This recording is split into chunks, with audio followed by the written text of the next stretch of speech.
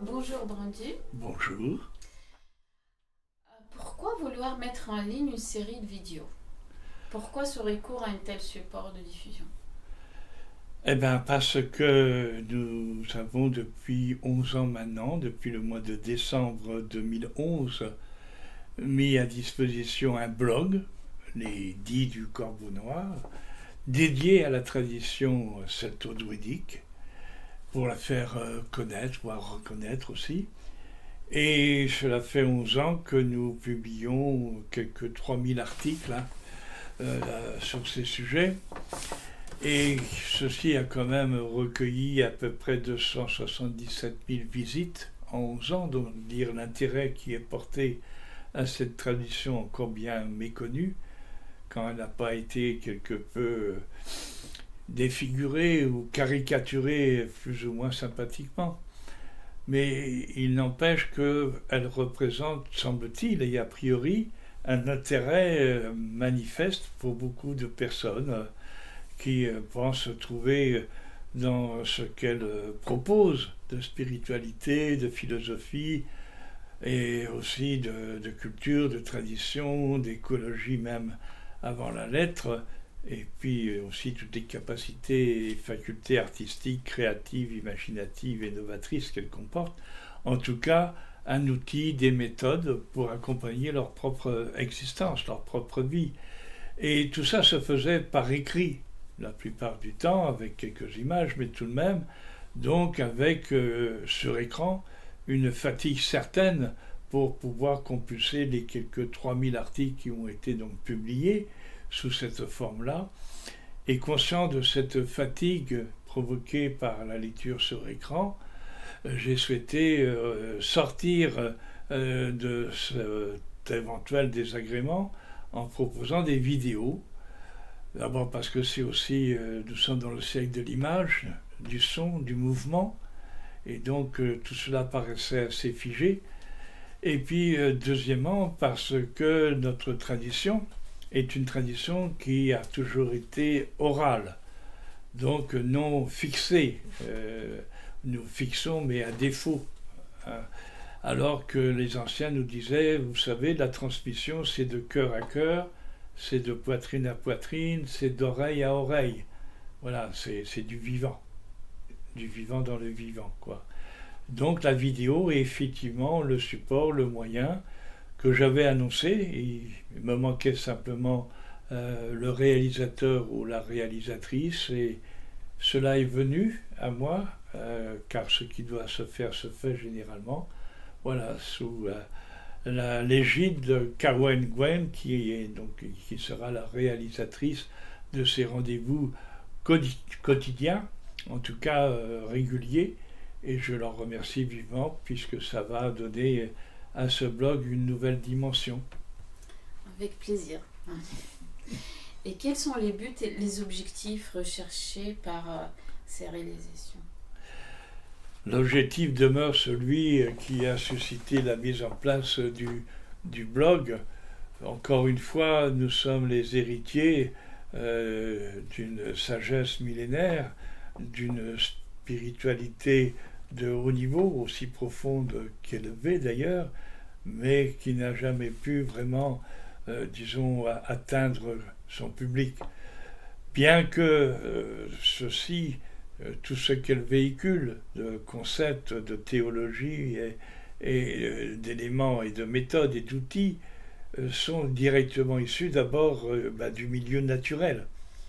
Nous n'avons pas de Bible à disposition, nous n'avons pas de prophète à disposition, nous n'avons pas de documents issus d'une révélation, mais nous avons l'univers, nous avons la nature, nous avons le cycle des saisons, et nous avons toutes les lois observables et observées qui régissent voilà, tout cet ordonnancement flamboyant, prestigieux, bouleversant, qui est simplement la vie. Et donc, il nous paraissait ô combien souhaitable de faire sortir de l'oubli, de faire sortir d'un pan de mémoire mis à l'écart, voilà, tout cet apport d'une société, d'une civilisation que l'on redécouvre avec éblouissement, avec étonnement, avec pertinence, depuis quelques années seulement. Et donc tout ce qui peut concourir à permettre à tous et à chacun, dans le choix qu'il pourra faire, je dirais, dans un chemin, dans une quête, dans une démarche, et bien parmi toutes les propositions spirituelles, philosophiques que l'humain dispose aujourd'hui, mettre simplement à sa juste place cette tradition qui est l'héritage, voilà, de notre territoire, la mémoire de notre propre sol, à travers, voilà, cette réalisation. C'est très très beau tout ça. Et quels vont être les sujets et quels thèmes tu vas aborder? Eh bien, il y aura lieu déjà de préciser ce qu'est cette tradition celto-druidique, c'est-à-dire son origine, d'où elle vient, par quel canal, par quel support, à travers quel déroulé de l'histoire, à travers quelle transmission de génération en génération, à travers aussi les vicissitudes qu'elle a connues et qui ont fait que, malheureusement, pour des raisons religieuses, idéologiques, politiques, on n'a pas trop souhaité faire connaître un tel héritage, un héritage libertaire, un héritage qui fait aussi des hommes et des femmes des résilients ou des rebelles à toute forme d'intégrisme ou de dictature. On en comprend à partir de là combien il était peut-être pour ces pouvoirs en place nécessaire de faire disparaître un tel héritage, un tel patrimoine. Et ça reste encore valable dans certains domaines. Mais voilà, c'était d'abord porter à connaissance, pas seulement donner du savoir, mais c'est plus que du savoir. La connaissance, c'est du savoir que l'on a mis en œuvre, qu'on a expérimenté, dont on ressort des enseignements objectifs, réalistes, clairs, et qui sont des véritables soutiens, des véritables outils pour que chacun puisse se façonner lui-même à son cœur et à son esprit. Et peux-tu nous expliquer un tout petit peu sur ton propre parcours? Alors, oui, on ne vient pas... Pourquoi tu es venu jusqu'à là? On ne vient pas à cela par hasard, même si le hasard nous donne rendez-vous, disait le grand poète M. René Char. Le hasard est objectif, disait aussi André Breton.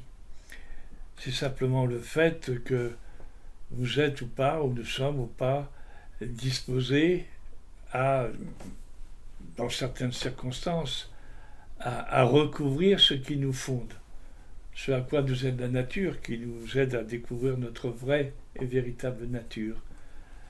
Et donc, un concours de circonstances, très heureuses, ces circonstances, a fait que dans les années 1900, dans l'année 81 exactement, au mois de juillet de l'année 81, j'ai été amené à rencontrer une femme qui était dépositaire elle-même de cette tradition, qui m'a initié par le féminin même qu'elle représente à cette tradition, ce qui est aussi la fonction féminine par excellence.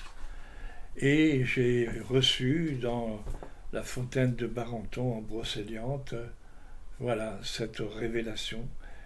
Et ça a été le tournant dans ma vie, dans mon existence, où je suis né dans cette fontaine, sous les raies solaires qui m'abreuvaient et qui m'enveloppaient de partout.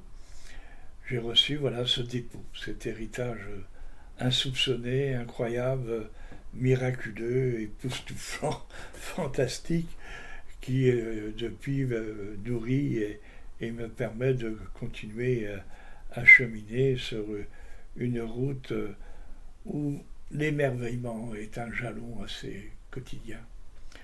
Et cela passe par, après, la connaissance d'un groupement druidique en région parisienne, où je rentrerai à ce moment-là pour parfaire cette renaissance à travers cette tradition qui m'était révélée, et je cheminerai de très nombreuses années au sein de ce groupement-là, où je serai instruit par d'autres frères et sœurs qui auront eux-mêmes cheminé dans leur existence à travers cette tradition même, et qui ont transmis aux disciples que nous étions tout le fruit de leur propre expérience et les connaissances nombreuses et érudites qu'ils avaient développées à travers cette démarche et cette quête permanente, quoi. Voilà, et j'ai progressé au sein de tout cela pendant à peu près 19 ans. Et j'ai passé différentes étapes, différents jalons, me permettant peu à peu d'acquérir des fonctionnalités.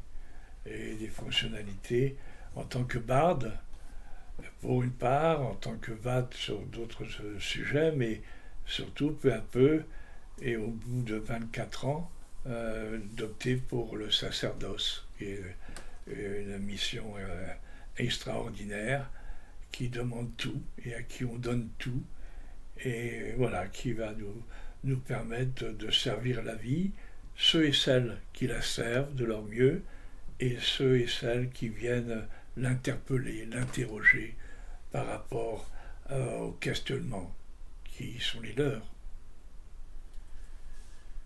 Et avant de terminer, est-ce qu'il y a quelques précisions que tu voudras éclairer? Alors, on va... Cette première rencontre.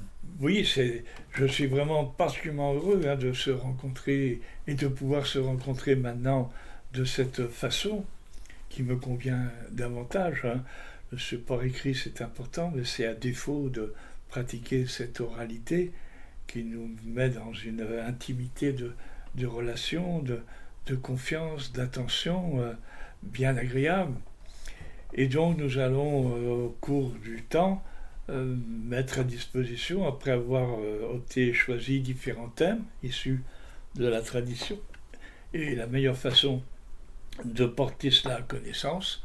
Donc il y aura des séries de vidéos qui seront consacrées à tel et tel sujet.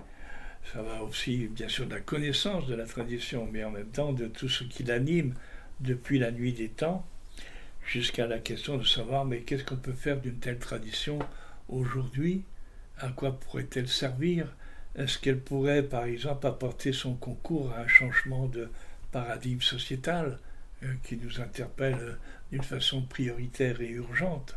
Je pense que oui, mais ce sera à nous de pouvoir vous l'expliquer à travers ces entretiens et ces vidéos, et en même temps voir comment elle a su susciter depuis des siècles dans le cœur et l'esprit et la pensée des frères et sœurs en humanité, comment elle a inspiré ses frères et ses sœurs et leur a permis non seulement de cheminer sur cette route du vrai, du beau, du solidaire, du symbiotique, mais comment aussi cela les a construits.